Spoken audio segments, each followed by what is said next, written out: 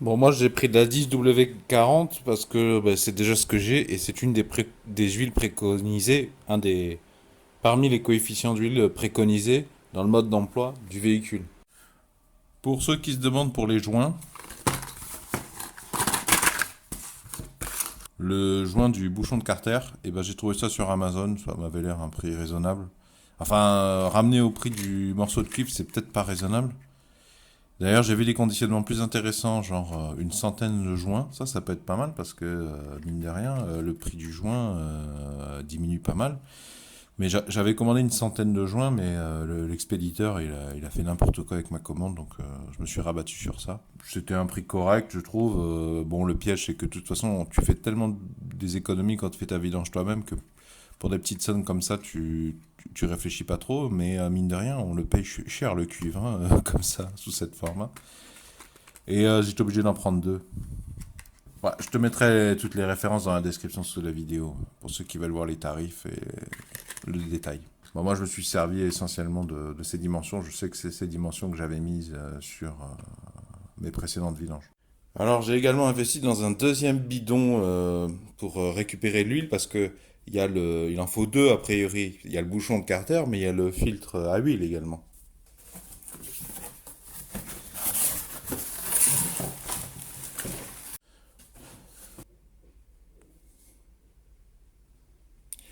6 litres, je crois. Alors, certes, il est plus petit,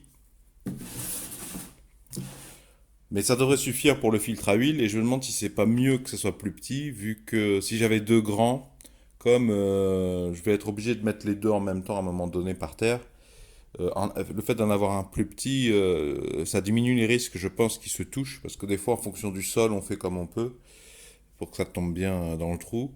Et si j'ai deux grands, peut-être qu'ils se gêneraient. Autre avantage, pour ceux qui se posent la question, si vous faites avec des bidons de récupération que vous coupez, ça marche aussi, hein, ça peut dépanner bien. Le truc après, c'est que pour les emmener à la déchetterie, bon, c'est pas parfait parce qu'il faudra quand même que j'éponge avec des chiffons. Mais du coup, je peux y aller à pied à la déchetterie. Et pour les petits trajets, vous savez, c'est là que votre véhicule consomme beaucoup de carburant. Et mine de rien, un petit déplacement dans mon véhicule, c'est 5 euros hein, de carburant. Alors que si c'est en bidon comme ça, fermé, je peux mettre ça sur mon diable et aller à la déchetterie, quoi. Bonjour à tous, bienvenue à bord d'un Renault Master 2 des années 2000 approximativement. Nous allons faire la vidange et je vous propose de commencer, ça en étonnera peut-être certains, par noter la date et le kilométrage. Alors vous me direz, mais ça on peut le faire à la fin de la vidange. Oui, certes d'expérience, mais à la fin, déjà c'est un petit peu physique, et puis peut-être tu le feras dans le froid, donc tu seras un peu pressé de rentrer. Et puis il y a l'euphorie, surtout si t'es profane, d'y être arrivé. Donc c'est le truc que tu peux facilement oublier. Moi ça me fait suer de revenir juste pour ça. Je te conseille de commencer par noter ça. Alors tu remarqueras que je n'ai plus le bouclier en plastique. Moi ici je l'ai enlevé, même s'il était déjà bien amoché. Si tu veux voir comment on enlève le bouclier plastique là, eh bien tu peux le voir dans l'épisode précédent. J'ai fait une V1, là je vais faire la V2 et je montrais comment déposer le bouclier. Donc voilà le filtre à huile. Alors avant de démarrer, moteur bien froid, là c'est bien froid, hein, ça n'a pas tourné depuis 2 semaines. Je te conseille de desserrer à la main légèrement. Ça c'est le filtre à huile. Parce qu'une fois qu'il est chaud, les matériaux vont se dilater et il va être déjà beaucoup plus dur à faire tourner. Pas de grand chose, hein, mais on prépare pour dans 5-10 minutes qu'on soit pas embêté, quoi.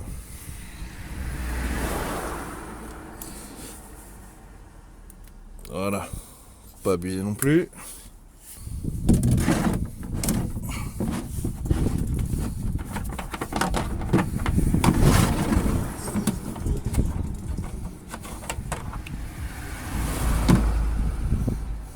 Au cas où, hein. C'est vraiment pour se rassurer. Vu que je l'ai acheté pour ça, de toute façon.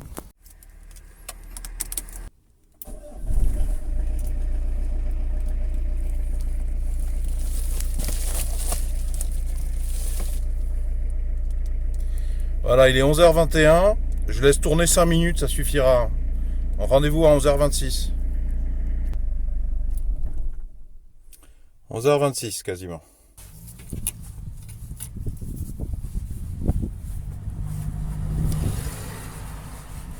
Je me demande à chaque fois pourquoi j'ai de l'huile là.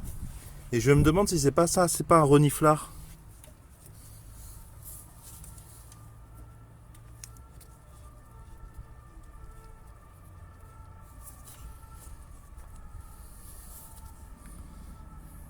Alors regarde quand même un peu attentivement ce qu'il y a là.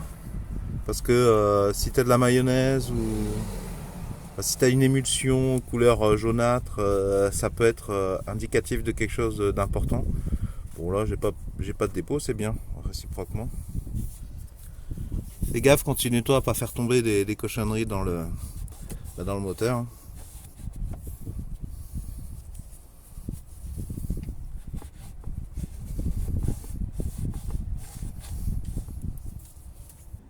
Tu vois là il n'y a rien qui est tombé. Hein.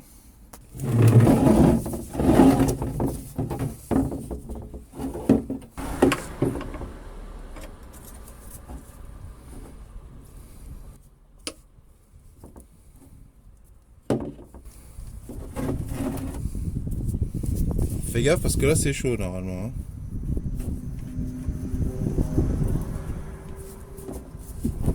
Et fais gaffe à avoir débouché à 2 endroits ton bidon hein, pour que ça fasse l'air puisse sortir.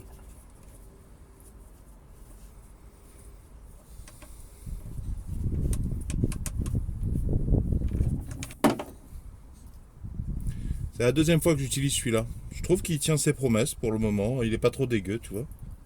Il a pas fui, c'est cool.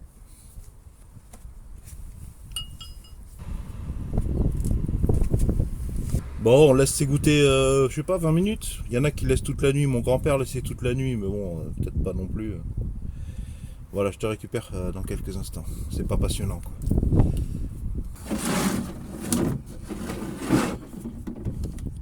Tu vois, j'ai commencé par là-bas, le plus profond, et ensuite j'enchaîne là, parce que je suis sur le côté, je suis devant le véhicule.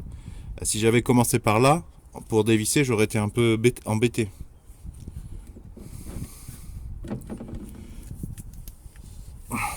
Ah, le plaisir. Hein.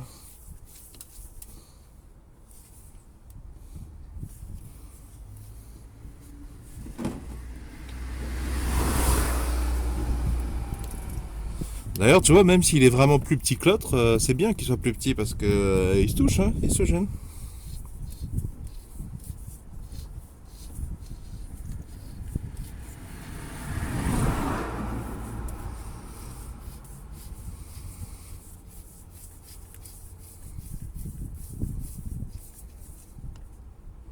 Hop.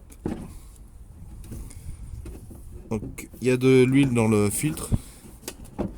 Donc, tu le laisses égoutter. Essaie de pas trop le pourrir parce que tu vas probablement éprouver l'envie de comparer l'ancien filtre au nouveau pour vérifier que c'est le même diamètre. Va jamais acheter tes filtres chez Noroto ou Feu Vert. Parce que les employés ils te disent oui, oui c'est ça, mais en fait ils assument que dalle quand ils se trompent. Ils y connaissent rien pour la plupart parce que l'entreprise elle préfère payer des gens qui y connaissent rien, on peut les payer moins cher et on peut les virer plus facilement. Ben voilà, on attend que ça finisse d'égoutter.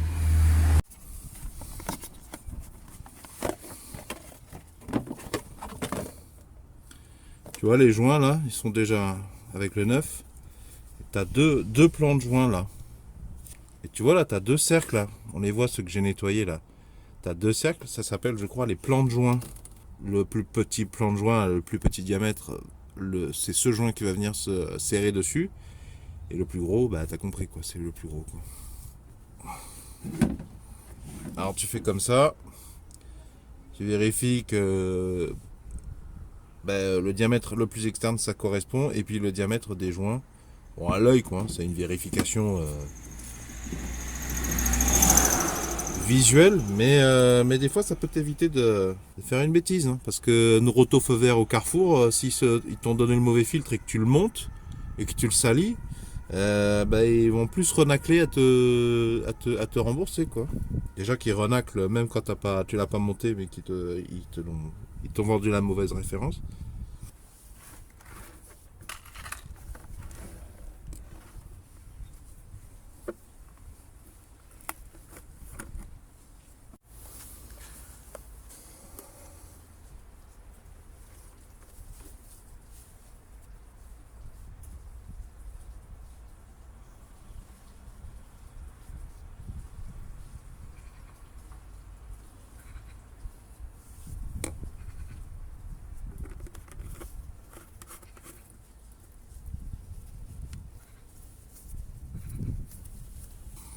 Alors là, faut pas te louper, hein. Faut bien te mettre bien en face de manière à respecter le filetage.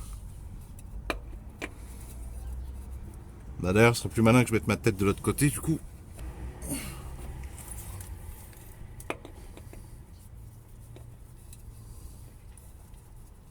Tu vas gentiment.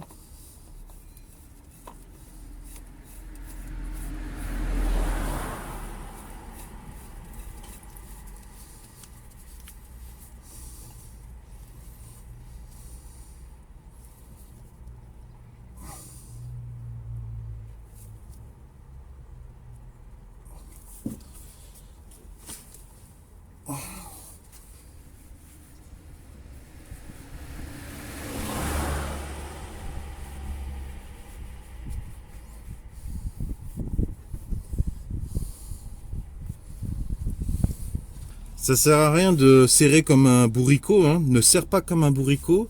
Parce que déjà là c'est suffisamment bien serré à la main, tu vois, j'ai pas utilisé d'outils. Et en plus avec la variation de chaleur, les joints vont encore plus travailler et ça va encore plus se gripper tout seul. Et il faut pas le serrer avec un outil parce qu'après quand tu dois le desserrer dans 1 an, 2 ans, c'est la galère quoi. Et c'est pour ça qu'il faut pas aller chez Feu Vert ou Noroto notamment. Parce que les mecs ils vont serrer avec un outil. Mais je te rassure, ils font aussi chez les concessionnaires de grandes marques et certains, plein de garages professionnels, concessionnaires ou pas. Ah ben là, on est bon. Alors un petit avantage du bidon comme ça par rapport au bidon coupé de récup, c'est que le bouchon il tombe pas dans l'huile. Il est plus facile à récupérer.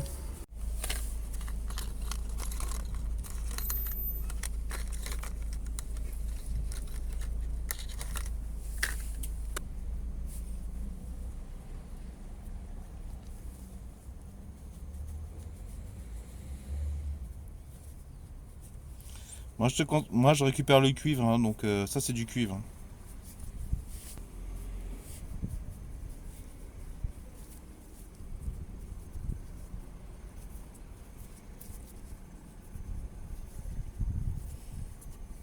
Alors il me semble que tu peux acheter des bouchons, parfois même avec le nouveau joint en cuivre. Et dans ce cas-là, ça peut être intéressant de prendre un bouchon qui a une double empreinte. Parce que là, tu vois, il a une simple empreinte dans laquelle je peux mettre cette clé. Mais le problème de cette clé, c'est qu'elle est assez profonde, elle gêne un peu le bidon, comme tu as pu voir au début de la vidéo. Donc il y a des versions du même bouchon où l'extérieur c'est aussi un hexagone. Et du coup tu peux attaquer avec une clé à œillet qui est beaucoup plus plate que ça. Ça peut être un bon investissement, à voir. Parce qu'en plus tu vois qu'avec le temps, elle a mal l'empreinte là. Elle a ramassé quand même un peu.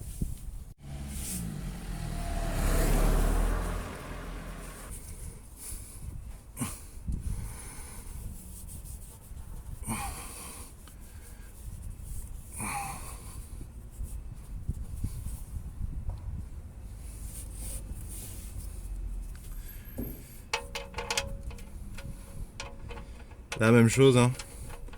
Mets-toi bien en face, vas-y doucement, respecte bien le filet.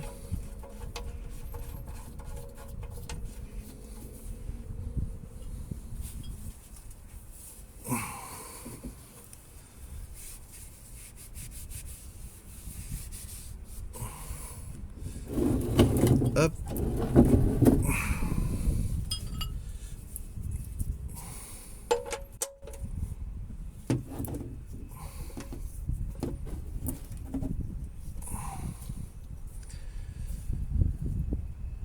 Alors serre pas comme un âne là non plus, hein. Il s'agit juste d'écraser la bague en cuivre suffisamment pour qu'elle elle fasse l'étanchéité, qu'elle compense les micro-déformations entre cette pièce dure et cette pièce dure. Mais ça, c'est une pièce fragile en fait. Je crois que ça s'appelle un carter. Je crois que c'est en alu. C'est comme un piano. Hein. C'est pas parce que c'est gros, que c'est noir, que c'est sale, que ça fait du bruit que faut serrer comme un bourricot. Quoi.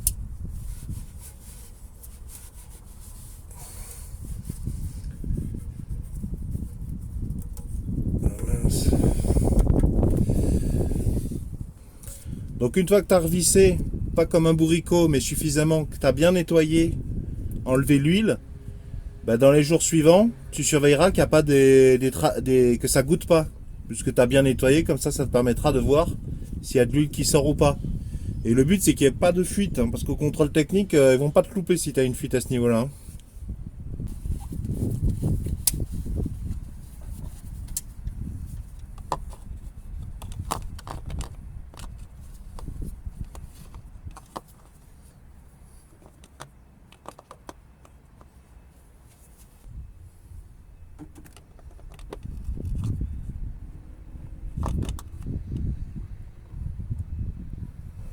Désolé, je crois que tu vas pas voir grand chose là.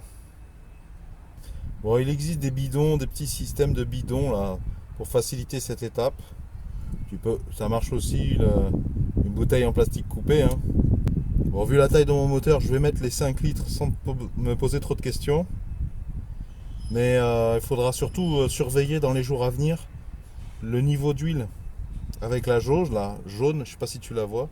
Vu que là je suis pas du tout à plat en fait, donc je peux rien mesurer et en plus il faut rouler. Là l'huile va pas bien rentrer dans le filtre moteur. L'huile rentrera dans le filtre à huile en roulant. Donc il faudra avoir roulé un peu pour prendre le niveau de toute façon. Il faudra surveiller qu'il en manque pas. S'il en manque, il faudra en rajouter. Il faut espérer que j'en ai pas trop mis. Parce que mettre trop d'huile, c'est pas bon non plus en fait, hein. Ça peut causer des problèmes vraiment pénibles très rapidement. Notamment difficulté à démarrer.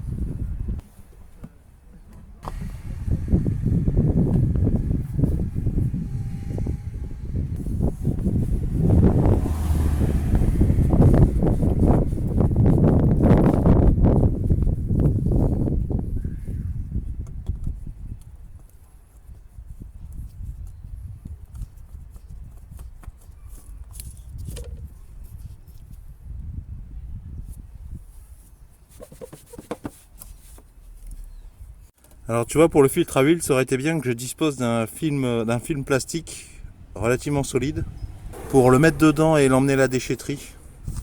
Là, j'ai pas pensé à en prendre, je vais devoir me débrouiller autrement.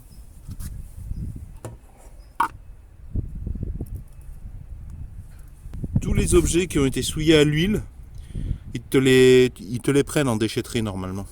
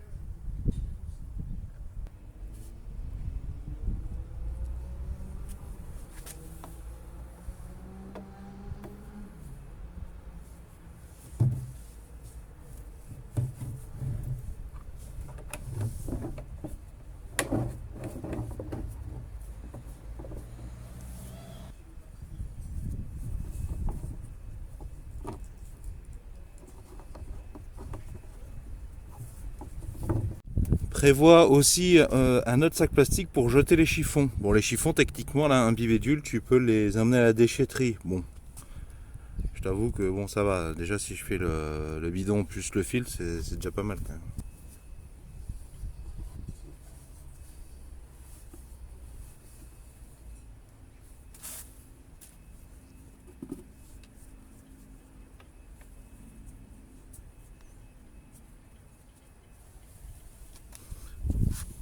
Tu vois, c'est l'avantage des entonnoirs que tu te fais avec une bouteille en plastique.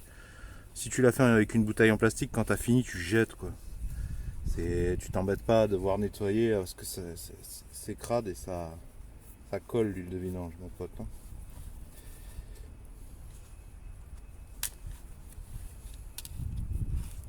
Ouais, bah d'ailleurs.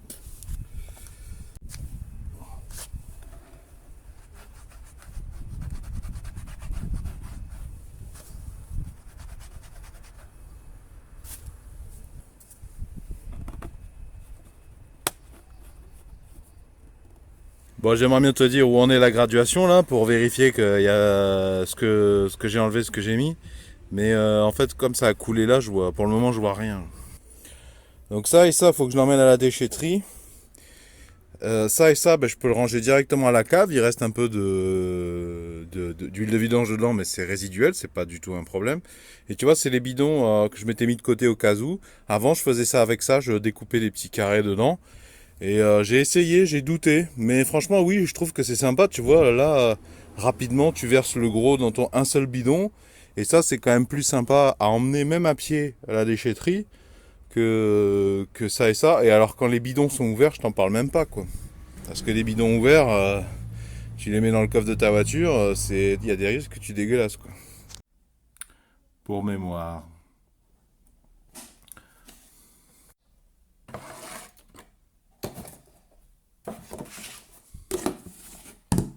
Si c'est ta première vidange ou pas d'ailleurs, je te recommande de prévoir, d'anticiper, en plus des sacs plastiques, des tissus de récupération, prévois un t-shirt et un short ou un bas spécialement pour faire tes vidanges. Moi, chez moi, j'ai un sac où j'ai des vêtements pour faire la mécanique et j'utilise que ça.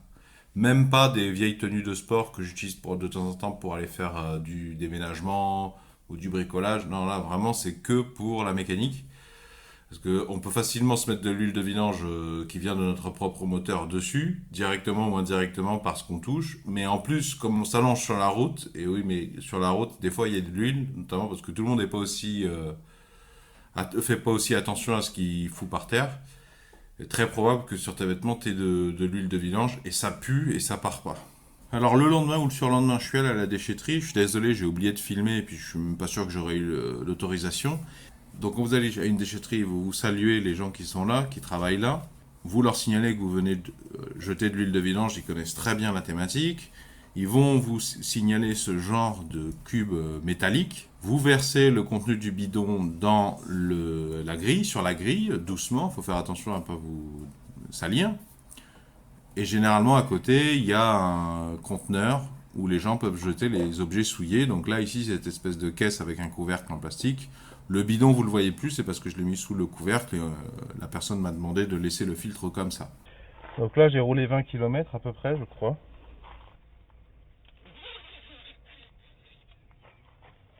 Donc, bien sûr, mon véhicule est à plat là. Hein. Je suis garé à plat, bien à plat.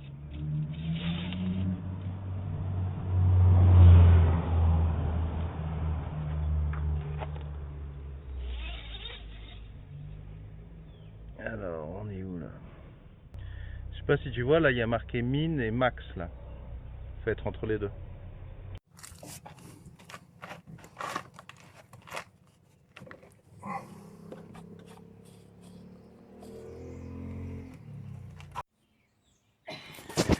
Je sais pas si tu vois bien, dans ce bidon, il me reste 3 litres. J'ai pas racheté un bidon alors qu'il m'en restait. Par contre, il faut que ce soit le même coefficient. Hein. C'est de la 10W40. Hein. C'est pas la même marque, mais c'est les mêmes coefs. Je pense que je vais mettre la moitié à peu près. Et je verrai si ça suffit. Donc 3 litres divisé par 2, ça devrait faire 1,5.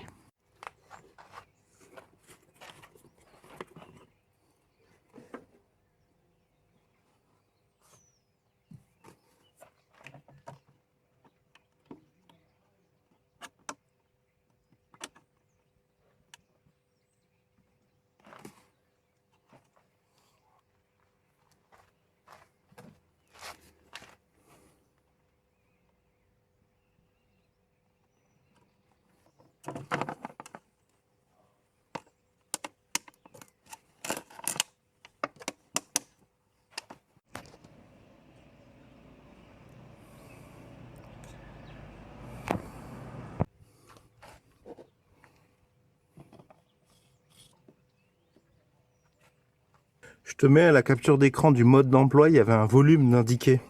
Si tu veux peut-être y aller de manière plus sûre et certaine sans avoir de complément à faire. Je crois que c'était 6,4 litres de mémoire.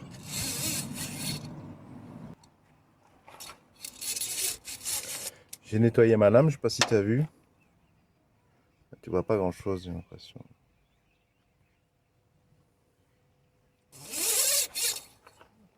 Je reteste parce que j'ai pas vu grand chose.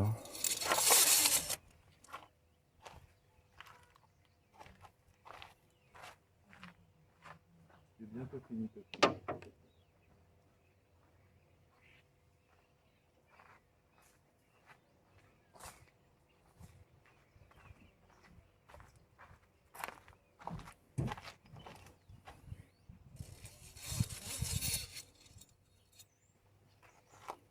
Bon, j'ai beaucoup de mal à voir, mais en mettant mon doigt, je vois qu'il y a de l'huile entre le min et le max, donc c'est bon.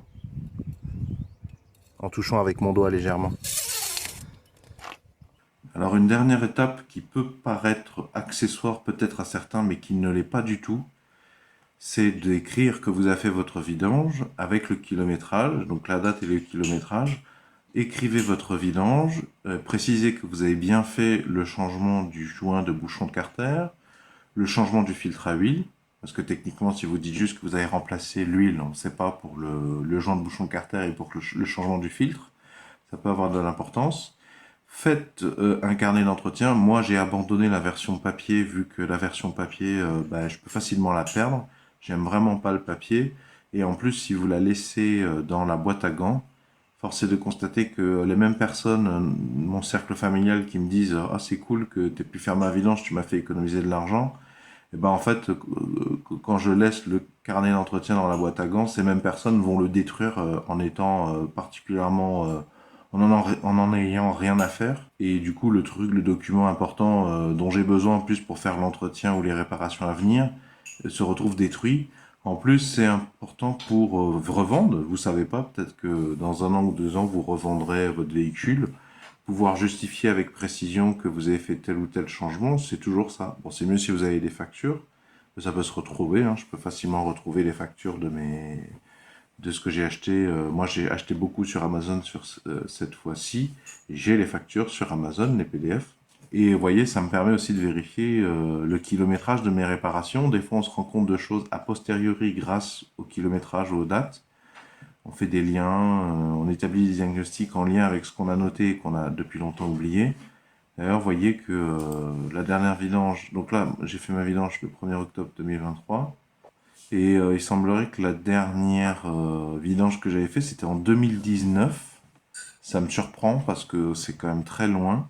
Bon, vous remarquerez que j'étais à 296 000 et je suis à 306 000. Donc j'ai même pas fait 10 000 km. Donc il semblerait qu'en 4 ans, j'ai pas fait de vidange. Mais bon, j'ai roulé que 8 000 km. Ceci explique cela. Vous trouverez les noms ainsi que les références précises des outils que j'ai utilisés dans la description sous la vidéo. Si vous avez apprécié cette démarche de partage de solutions, pouvez-vous mettre un pouce vers le haut, s'il vous plaît? Pouvez-vous mettre un j'aime? Si vous êtes propriétaire ou que vous avez la charge d'un Renault Master, je vous invite à écouter attentivement ce que je vais vous dire. Vont s'afficher à l'écran un rond, un rectangle ainsi qu'un carré.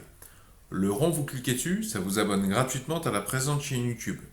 Le rectangle, si vous cliquez dessus, ça vous emmènera vers tous les épisodes de la thématique entretenir et réparer soi-même son Renault Master. Donc des vidéos que j'ai déjà publiées dans le passé. Quant au petit carré, si vous cliquez dessus, cela vous emmène sur une nouvelle page sur laquelle vous avez la possibilité de me laisser un pseudo ou un prénom ainsi qu'une adresse email. Je m'en servirai si vous le souhaitez pour vous envoyer les futures vidéos par mail uniquement sur cette thématique, parce que sur la chaîne YouTube, j'aborde plein de thématiques différentes. Bien sûr, c'est encadré par la réglementation générale sur la protection des données. Vous pouvez vous désinscrire n'importe quand. Je ne garde pas les informations des gens qui se désinscrivent. Je ne partage et encore moins ne revends ces informations à absolument personne.